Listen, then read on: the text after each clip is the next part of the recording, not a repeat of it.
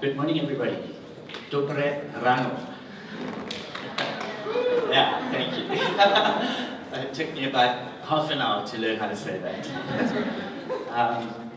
But I want to also greet you by saying Sanibonani, which is a Zulu greeting from my home country, South Africa. And when I say Sanibonani, the response to it is simply for you guys to say Yebo, right? So Sanibonani. Yebo.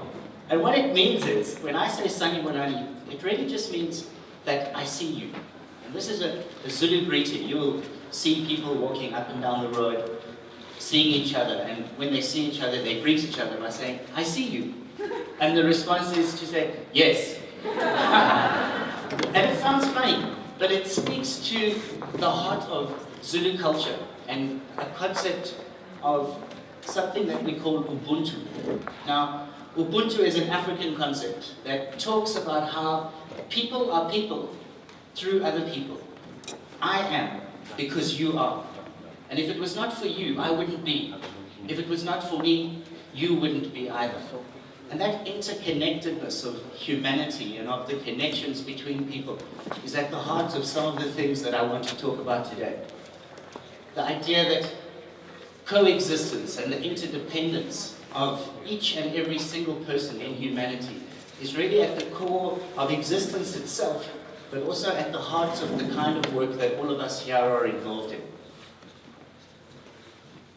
I want to also start by saying thank you to Veronica for making it possible for me to be here today, for inviting me in, for giving me an idea of the kinds of things that we're all involved in, and just creating the space really for me to be part of what really seems to be an amazing, interesting, curiosity-filled, imaginative, quite spectacular occasion in a room and in a venue that's truly amazing.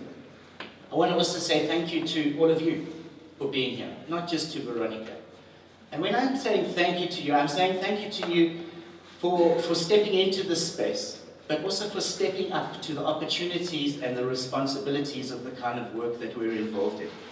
I don't know if any of you have seen on the wall outside the docks, there's an amazing set of quotations, and the one that struck me was the one from Václav Havel, where he says, the tragedy of modern human beings, he actually says modern man, but he means modern human beings. Okay? The tragedy of modern human beings is not that they have forgotten about the meaning of life, but that they care less and less about it.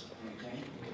The idea that the tragedy that is before us as humanity is that we don't care as much as we used to about what's going on. And yet in this room, we have a group of people who clearly do care. A group of people that are all involved in trying to make a difference, all involved in trying to improve things, all involved in trying to connect to the people around them and find spaces and opportunities and methodologies that build the relationships between people. And I think that we don't pay enough attention to that, and we don't praise it enough. We don't congratulate each other enough for having made the choices in our lives that have led us to this point, doing the kinds of work that we are. And so I want to say thank you, before we even begin, for being part of a group of people here and around the world that are doing similar kinds of work. There are three things really that I want to talk about today. The first thing is about the idea that the way we see things is absolutely essential. Thinking about how we see things. Because if we can change the way that we see things, then the things that we see will change. I want you to think about that for a moment. If we change the way that we see things, then the things that we see will change. Okay? The second thing I want to talk about is about the learning journey that we're on. The individual and the collective learning journeys. The journey of life, in which we're learning more about ourselves, we're learning about each other, we're learning on the individual paths that we follow, but we're also learning through the collective paths that we're part of, through the connections that we make. And the third thing that I want to talk about is about building trust and common purpose. Really about the relationships and about the people side of things. it seems to me that absolutely central to all of the work we're doing is the idea of how we break down the mistrust and the suspicion between people, and how we, through our interaction and through the spaces that we create, can begin to build the kinds of trust that's necessary for us to try and find a different place, a different way of working, a different way of operating. And that trust is connected also to the idea of building common purpose, finding things that people can do together, where they take the collective learning journey and it becomes not just about learning, but also about co-creating, about inventing, about using innovative ways to find new connections and new interactions between people. So those three things are what I'm going to be talking about over the next few minutes.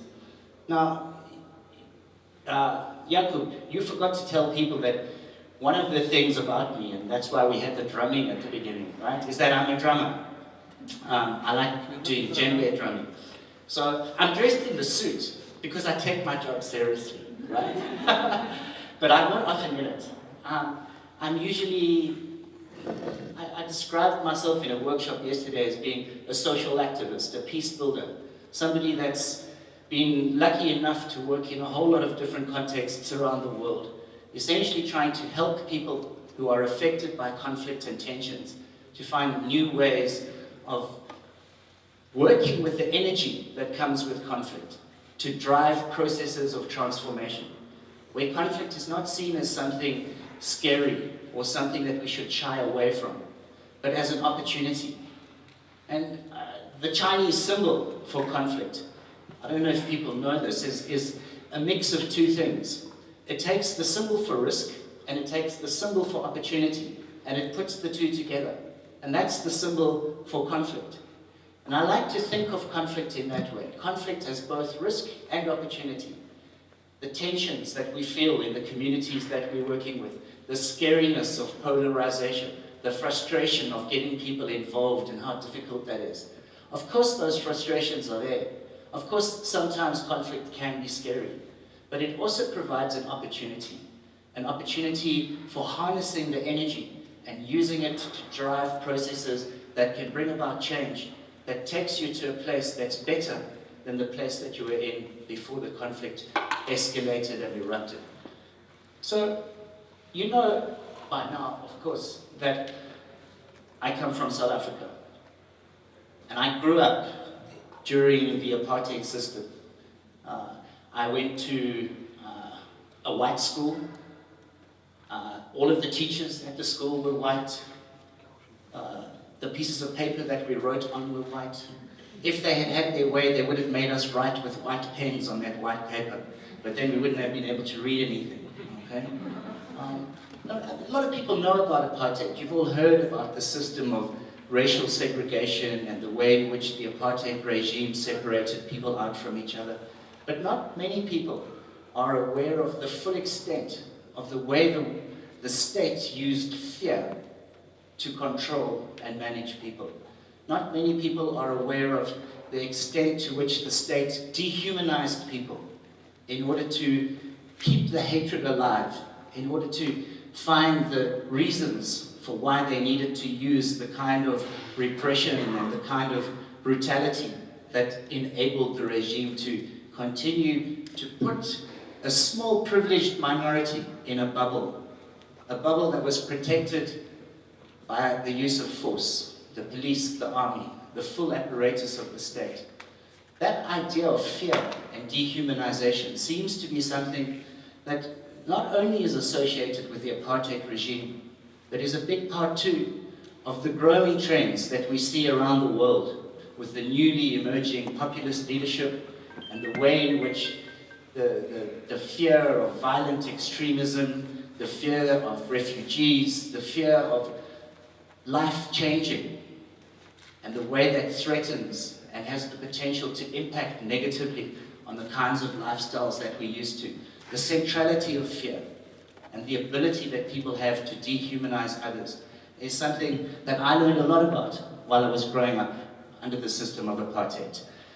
We had bells that would ring in the school. And we got taught them from the very first moment we entered the school. If the bell rang in a particular way, it meant that there was going to be a terrorist attack. And we all had a particular procedure that we had to follow. If the bell rang in a different way, it meant there was going to be an aerial bombing. And we had to hide under the desks. Now, in the whole history of the anti-apartheid struggle, there was never a terrorist attack on a white school. There was never an aerial bombing of a school. But that didn't stop them from still instilling in our minds the idea that this was a possibility. So the fear was a creation deliberately evoked by the state to put us in a particular state of mind that then prepared us for all the rest of the brutality and the way in which the government tried to make sure that we didn't get to meet people that were different from us. We didn't have the chance to interact and engage with them. And they could excuse and defend the way in which they used violence as a tool of control and manipulation. And so, of course, it affected me. Of course, it changed the way I saw things. Of course, it changed the way I thought about what was going on around me. But I was lucky, because when I left university, or when I left school and went to university, in around 1986, 1987, I got involved in student activism. I got involved in the anti-apartheid struggle and the student organizations that were mobilizing themselves to try and fight back against the state and bring about the kinds of changes that we could see were needed. And in the organizations that I was part of, we used information and propaganda to push back against the state and also try and control and change the way people were seeing things. I began to realize that it's quite possible to find ways of rearranging the thought processes, the way we feel, and the way we see things. And that if we aren't conscious of the fact that that's happening to us all the time, every time we turn on the television, every time we read a book, every time we have a conversation with somebody, there are forces that are trying to influence and change the paradigm through which we're viewing the world. And so, while apartheid was trying to get me to think in a particular way, the anti-apartheid struggle got me to think in a completely different way. A way that made me realize that it was important to become aware of these overarching frameworks, to be conscious of them. And that idea of consciousness and the growing ability to see how people are trying to get you to think and how you can push back and change that is at the heart of what I think I gained from having been born into what was essentially a perverted and corrupt society. Now, that didn't just happen to me because of the apartheid system. It's happening to everybody. We are all affected by the world around us, and the way we think is seldom a conscious choice. I wonder if you think that's true or not, okay? How many of us in this room think that the way we see things is the way we have chosen to see them? Most of us, right? I wonder if that's true. Some people are shaking their heads vigorously, okay? Others are clearly on the other side of the fence. I want to suggest that nobody really is fully conscious in terms of the way they're perceiving both the people they're sitting next to and also the bigger overarching frameworks of the world in which they find themselves. And the starting point of becoming conscious is recognizing that we are actually born into unconsciousness. Maybe when we're born, it's a little bit like being born into a building that has a huge number of windows, allowing all of the light of knowledge and existence to flow in. And then what happens is, as we grow up, as we start going to kindergarten, and especially when we enter school, and when teachers start interacting with us, instead of those windows opening, actually the windows are closing, and the room is getting darker and darker as we get older, unless we consciously decide that we're going to force those windows to stay open, unless we consciously decide that we're going to look through the windows and see what's on the other side. So I'm challenging everybody here really to think about, how sure are you that all of the windows in the rooms inside your mind are open? How certain are you that those windows haven't been closed by the mass media, by the social media, by the things your teachers, your parents, your friends, the billboards, the mass commercialization and the marketing that comes with the industry? How sure are you that those things haven't closed the windows inside your mind? That's something for us all to think about, and later, once I'm done, we'll have a chance to interact and to ask some questions and talk a little bit more about that. But there are, of course, some exceptions. And when I was a student activist, we were organizing in a particular way. We believe that the different struggles that people are involved in almost form part of a nested framework of struggles. So we organized ourselves locally. We fought against the university. We thought the university administration was conservative. We thought it wasn't doing enough to bring about transformation. We thought that it was heartless and unfair in the way it excluded students who couldn't afford to pay the fees, even though they were coming from backgrounds that a system had deliberately designed to keep them in poverty.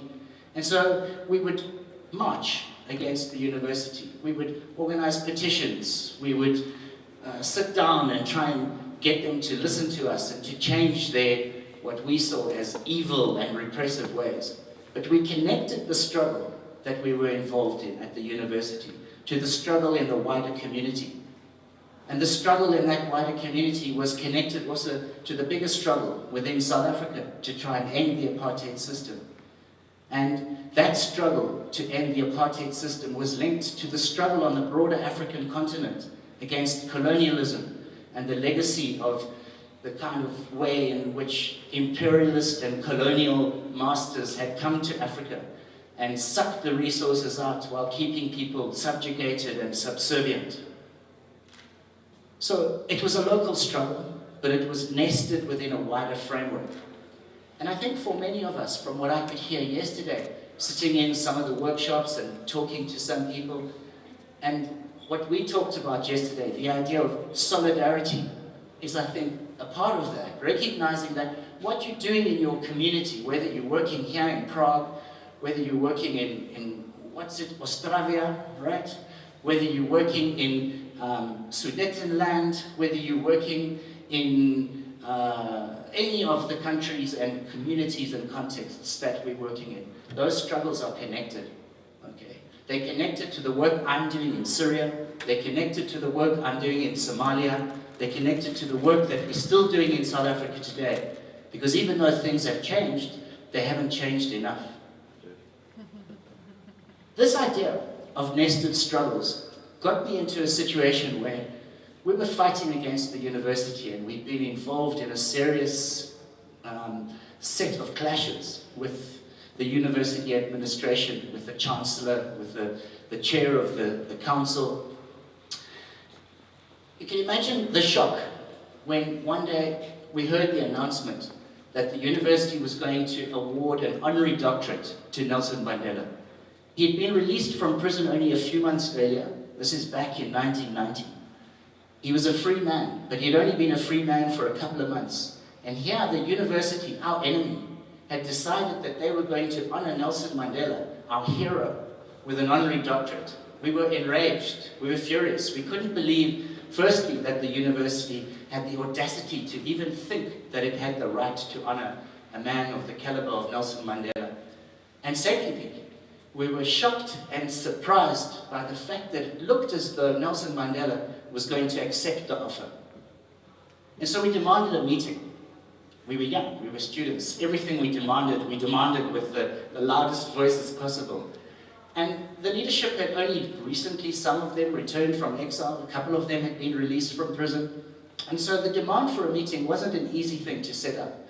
But eventually we, through our different channels and our networks, got word to the senior leadership of the ANC that a meeting was needed. And we were told that if we could be at the Vineyard Hotel 10 o'clock on a Tuesday morning, Nelson Mandela would be prepared to meet with us. We didn't really believe that it was going to happen, but a group of about 10 of us went to the Vineyard Hotel. We sat, we waited some more, we waited some more, thinking all the time that the meeting wasn't going to happen. But then, all of a sudden, down the corridor, we saw the looming figure of Nelson Mandela walking towards us. And he approached us, and almost as if he was inviting us into his own home, he welcomed us. Sanibonani, he said, okay? And he drew up chairs. And we sat there in the corridor of the hotel. And he said, I hear that there's a problem. There seems to be something wrong. Tell me, okay, what's going on? And he sat and he listened. And we told him. We talked, one after the other. We complained about the hypocrisy of the university. We talked about the struggles that we'd been involved in and our concerns about how those struggles would lose their energy if the honorary doctorate was granted to him. We worried about the credibility and the legitimacy that would come to the university if he accepted the offer. We talked about the elitist nature of the graduation ceremony and how usually it's held in a small hall and only a few people would be able to be there. And we thought that that was unfair because so many people wanted to hear Nelson Mandela because he'd only just recently been released from prison. And this would be just another elitist gesture on the part of the university. We told him about how we were worried that part of the ceremony was that you're supposed to kneel down in front of the Chancellor when you receive your degree, and the Chancellor taps you on the head. And the Chancellor at that time was a guy called Harry Oppenheimer, who was a very rich businessman. He made a lot of money from the gold and diamond mines in South Africa, basically enriching himself at the expense of the cheap black labor that was working in the mines. And we didn't like the idea of Nelson Mandela having to kneel in front of a man like that. And he sat and he listened and he nodded, and he would stop us every now and again to clarify something. He would ask a question here or there, but most of the time he was just sitting there listening, and we talked and we talked and we talked until eventually we had run out of things to say, and we presented our case. And he said, very interesting. I see there is a serious problem here. And every single one of us felt heard. Every single one of us felt as if the effort that we put into explaining our story had been properly acknowledged. And then he said, that's good. It's good that I've heard you. It's good that you've come here. But now, I want you to listen to me. And then he began to talk. And he talked about how the African National Congress was under threat globally. He talked about how Ronald Reagan and Margaret Thatcher, the leaders at that time of the United States and the United Kingdom, had labeled Nelson Mandela as a terrorist, and how there was a global effort to try and push the ANC to the side and undermine them so that when eventually our negotiation process would lead to elections, they wouldn't have as much chance of winning those elections. He talked about how it was important for somebody like him, as the symbolic leader of the movement, to be honored by a prestigious international institution, because that would shift what he called the balance of power at the time. And we heard him, and he was right. And he said, I know that you can hear me, and I too have heard you. Now let's see if together we can solve all of the problems that you've raised. The first point, he said, you've been involved in a struggle. You've got serious things, serious complaints, concerns about the university that you need to articulate. Okay? He said, why don't you write my speech? Why don't you tell me what to say? You write the speech, and I will then speak it, so that your concerns get amplified by the gravitas of my own station, as he called it. Okay? And we were like, wow, that would be a lot better than a petition or a placard demonstration. And he said, the elitist nature, I get that. Why don't we have the ceremony on the rugby field instead of in the university hall? And then we can invite leadership and members of the community to come and be part of the ceremony and make it a huge event with thousands of people in attendance. And we were like, wow, that's a good idea. Okay. And then he said, and this thing of kneeling, I am not kneeling before Harry Oppenheimer. I tell you what we'll do. I'll remain standing, and we'll put a box there, and Harry Oppenheimer can climb up onto the box and tap me on the head. And that's what happened. That's a picture of you can see the hall in the background, but there the ceremony is taking place on the field. It was a joyous day. It was a momentous celebration of Nelson Mandela's achievements, his life, and also an opportunity to articulate the struggles and the concerns around the slow pace of transformation at the university. Nelson Mandela was somebody that not only taught me about the power of dialogue and the way in which dialogue can become a space and a forum for interaction and exchange that helps people to hear each other, to find each other, to learn from each other, and then also to problem solve and to deal with practical ways in which we can overcome the initial concerns that we have. But he was also somebody who taught me that if we can change the way that we see things, then the things that we see will change. And he turned what we had seen as an affront to the credibility of the struggles we had been involved in. He turned that into an opportunity to amplify and articulate the concerns we had and to achieve multiple goals at the same time, just by sitting and talking, listening, hearing, and then co-creating and problem-solving together. And that's had a huge effect on me. It wasn't just Nelson Mandela, but as I became more and more involved in the student struggle, the pace of change also began to happen quicker and quicker. And I began to realize that the more you do, and the more you're able to connect what you're interested in trying to achieve with the interests of others, the more you're able to find the connections between the different forms of struggle and change that we're involved in, the more it's possible to achieve. The strength of the collective power that comes from working with others, not allowing what you're doing to be isolated from the interests and the projects and the kinds of initiatives that everybody else is involved in. If you can connect those initiatives together, 1 + 1 equals a lot more than just 2. And Nelson Mandela was excellent at getting people to tap into that inner potential that they had. Alice Walker, who many of you may know, a feminist, a novelist, an activist, she said something that the most common way in which people give up their power is by thinking that they don't have any. I want you to think about that for a moment. How sure are we that we have power? How often do we tell each other that something is impossible? How often do we tell each other that we're not going to be able to achieve that? And when we tell ourselves that, we change the way we see ourselves. And we're basically shrinking ourselves and making ourselves smaller. And Alice Walker is saying, no, don't do that. That's the most common way in which people give up their power. We only have limited power, but that limited power can become limitless if we at least believe in ourselves and believe that by connecting the small power we have to the small power of others, we can become something much bigger than we ever imagined. One of the ways in which people try to limit the way we think, one of the ways in which people try to convince us that we can't bring about the changes that we can all see are needed, is through this creation of something called the dominant narrative and the dominant paradigm.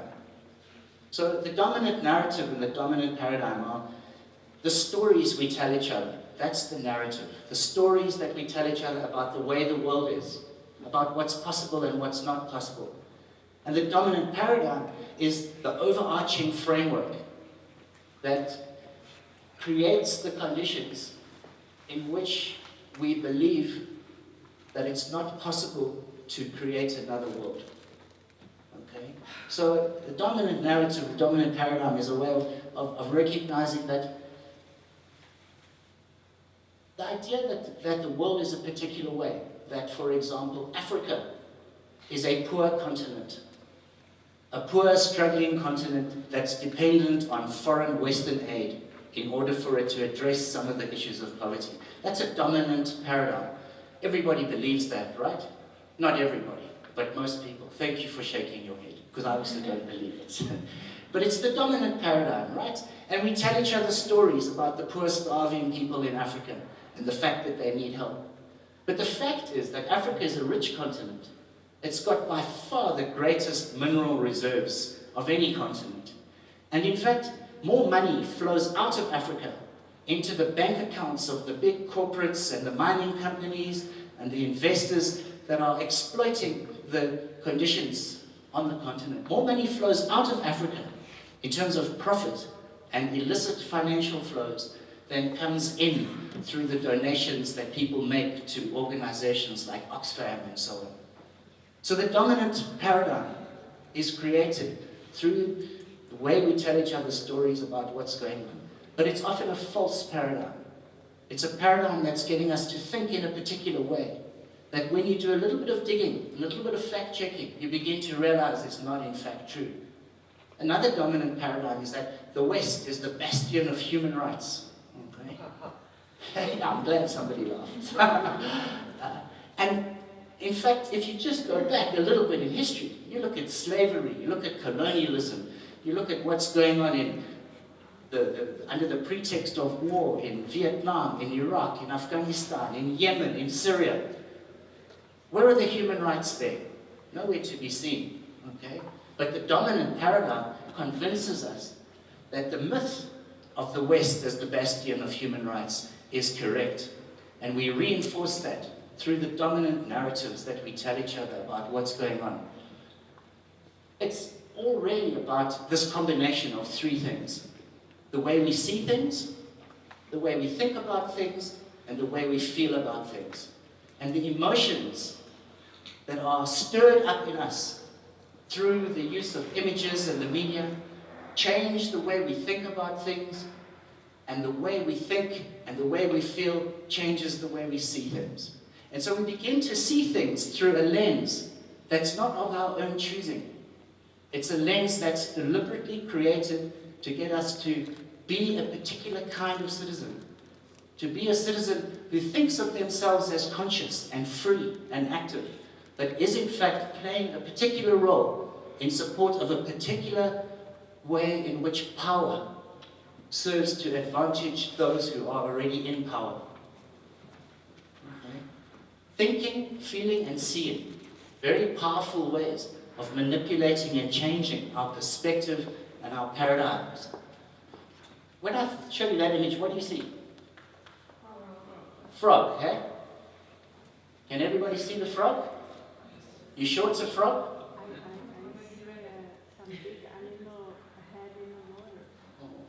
What about when I... wrong way. What about when I do that? What do you see now? A horse, right? No? Yeah? I showed Jacob earlier. He was like, there's no horse there. And quite often, when you show people the frog first, they see the frog. But when you shift it and you tell them, there's a horse, they can't see the horse because they've already seen the frog. But if you show them the horse first, then when you flip back, they can't see the frog. And it's a silly thing, really, but it's a way of getting us to realize that sometimes the first thing that we see becomes so powerful that it stops us then from being able to see that there's actually a whole lot of other stuff also going on. And if I ask you now that you've had a look at it, okay, is that a frog or a horse? What would the right answer be? It depends. It could be both, okay? And in fact, it's neither a horse nor a frog. It's a projected image of a drawing of a frog that turned on its side can be a horse. But that's just getting into technicalities, okay? But thinking about perspective, thinking about how you see things, thinking about whether or not you see things from one perspective, or whether you're able to hold multiple perspectives at the same time, also seems to be critical. If you're in an argument with somebody, and the one person is saying it's a frog, and the other one is saying it's a horse, okay? And you start arguing and eventually start beating each other because you're both convinced that you're right. That doesn't make any sense. But if you can take yourself and put yourself in the shoes of the person who sees things differently from you, and try to not just see that they see things differently, but understand why they're seeing things differently, and recognize that it's possible for something to be more than one thing at the same time. It's possible for something to be more than one thing at the same time. And that the line between right and wrong is nowhere near as clear as we would sometimes like to think. That ability to hold multiple perspectives is, I think, key to this kind of work. It's key to relationship building. It's key to transforming the kinds of conflicts that affect us and that hold us back. It's also important because these days, especially in the age of big data and the deluge of information flows that we're faced with every day, there's so much information. There's so many different things telling us what's important, what's going on, how we should be looking at things. How do we separate out from amongst all of that noise, the music that we want to listen to? How do we find within the huge range of information the things that are important to us, the things that help us, the things that make us stronger in the work that we do? A lot of that depends on our ability to find perspective, to think about where we're looking at things from, okay, and how it is that we're perceiving what it is that is important. The way we think about things also influences the way we see things. And I've called this bubbles of illusion in the age of fake news and alternative facts. I never believed that we would live in an age where people could present alternative facts. We have the facts and we have the alternative facts. And the alternative facts tell us that the facts are the alternative facts. But the facts themselves are sometimes also questioned and presented as being fake news. How do we know what's real anymore? How do we know what's true? In the old days, it was a whole lot easier than it is now. And I think that is a central concern, because we attach ourselves to what we believe the facts to be. And because people are telling us it's fake news, or it's not real, or they're presenting us with an alternative, we become trapped in our thinking. We hold on to what we believe to be true in a way that stops us from being able to hold multiple perspectives. And that's limiting. That's stopping us from really being able to free ourselves, to open ourselves up. There's a nice cartoon, okay? We all remember the weapons of mass destruction or the weapons of mass deception, depending on how you look at things. Many people may have seen on social media this doing its rounds just before Donald Trump was elected president, claiming that in an interview with People magazine in 1998, he said, "If I were to run, I'd run as a Republican. They're the dumbest group of voters in the country." Okay? Now, did Donald Trump actually say that? In fact, he didn't. That's fake news. And I love the fact that fake news can be used to expose fake news. Because we believe that it's possible that he could have said that. But when you do a little bit of fact-checking, in fact, that's not true. And it's easy and fun to laugh at American presidents, and there's plenty of material that could keep us rolling in the aisles for days. But there's a scary side to this too. The idea of fake news and alternative facts.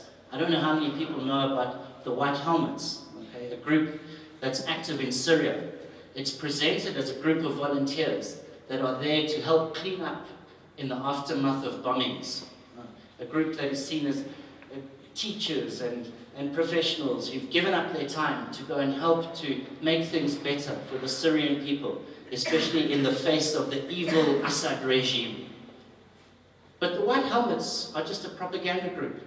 If you YouTube them and Google, dig a little bit deeper, you'll see that there are examples of scenes where the White Helmets are filming, and there'll be a guy lying on the ground screaming, okay, and the people are helping to fix him. And then they leave the camera running a little bit too long. And so after he's finished screaming, you see the guy standing up, and they're laughing and joking together as they then walk on. They're deliberately producing propaganda videos to get us to think in a particular way about what's going on in Syria. And not many people are even aware of it, even though the information is there. Most people accept that the dominant paradigm, that the White Helmets are there to help, is true. And some people think that the attempts to expose them as being a propaganda group are the real fake news. But what's fake and what's true anymore becomes so difficult that the importance of us deciding for ourselves how it is that we consciously want to see the world becomes ever more important. And emotions are always part of it. And emotions are often what blurs the lines. evocative images like the one of the Syrian boy found on the beach that most people will recognize, the one at the top. I don't know if people remember the image from South Sudan of the vulture stalking the little boy. Okay? The emotions around things that are local, this idea of changing the name of the Czech Republic to Czechia, that's an emotional debate. I've seen people yesterday talking about it, and quickly the emotions become strong between people. Emotions even in the face of consumerism, where Starbucks convinces us that for every cup of coffee we drink, we're actually helping fair trade. Or if you buy a burger at McDonald's, 1.2 cents will be donated to end world poverty. The idea that even the consumerism, which seems to be at the heart of the Western culture that we're trying to protect, can now be modified or cotton-wooled by allowing us to, even while we consume, also think that we're doing good. And in that sense, we feel better about our lives, even though they're bubble lives that forget about the bombings that are going on in different parts of the world and the poverty that exists. So all of those things really, in combination, produce the perspectives and paradigms that we're constantly having to be aware of and having to fight against. Because if we're not aware of them and we're not fighting against them, we become susceptible to manipulation. We end up becoming the people that other people want us to become, instead of the free people that we need to be in order to be effective in the work that we do. Steve Biko, a famous activist who was killed by the apartheid regime in 1977, said that the biggest weapon in the hands of the oppressor is the mind of the oppressed. Bigger than the bombs, bigger than the armies, bigger than the warships, the tanks, the Tomahawk missiles, the mind of the oppressed is the biggest weapon in the hands of the oppressor. And that's why I'm stressing so much this idea that we need to consciously take control of the way we think, the way we feel, the way we see. Now, whoops. That's why the work that you're all doing, the work that we're all doing is so important.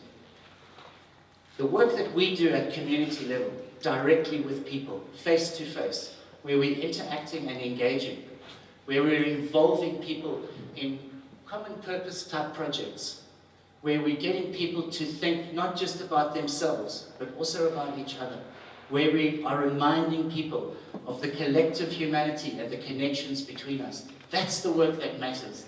That's the work that helps us to counter this effort that's being made to get us to think and feel and see in a particular way. Because essentially what we're doing at community level is we're building relationships. We're putting people first. We're making people and the way people are able to talk to each other and share with each other the perspectives that they have in the moment, not on social media, not via a news agency, but in the moment. That sharing between people at community level is the biggest force that we have available to us that can counter the efforts that are being made to manipulate us and get us to think in a way which is ultimately counterproductive to the long-term goals that we have of creating a world that's better than the one we're currently living in. And everyone yesterday, if you walk around, if you look at what's on the walls, if you walk through to that room, if you listen to what people are saying in the workshops, a lot of what we're trying to do is say, yes, we know the fake news and the alternative facts are there. We know that there's a deluge of information trying to get us to think in a particular way.